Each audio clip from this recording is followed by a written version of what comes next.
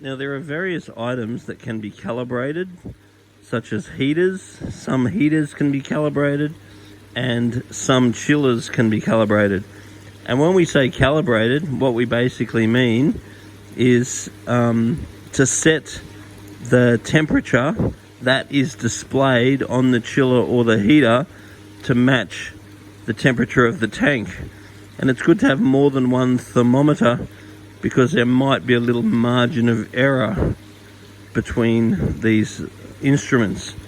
So if you've got a chiller that says 26 degrees and your thermometer says 28 degrees, then you can calibrate the chiller or the heater to be the same as the thermometer.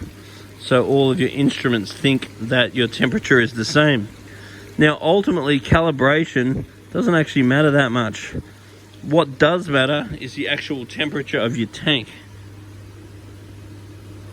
So this tells you the actual temperature, and anything calibrated just gives you a figure, and how accurate the figure is just based on what you've calibrated it on, and it's just a figure. The figure's not important. But what is important is where the unit is kicking on or off. So these two could be completely different, but providing that the chiller is coming on and off at the right time to ensure that the temperature's right, then you got nothing to worry about.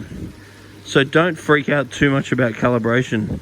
If you're someone that likes to freak out, then freak out. It's a great thing to freak out over because it's actually not very important. If your temperature is wrong, then you can freak out for sure, because then you're actually going to have problems. So don't get too tied up on what the chiller says or what the heater says, because it's not important. What the actual temperature of the tank is very important.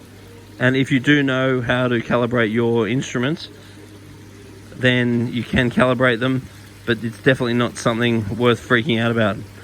The temperature of the actual tank is something worth freaking out about, because some of these things are just a pain in the neck to calibrate.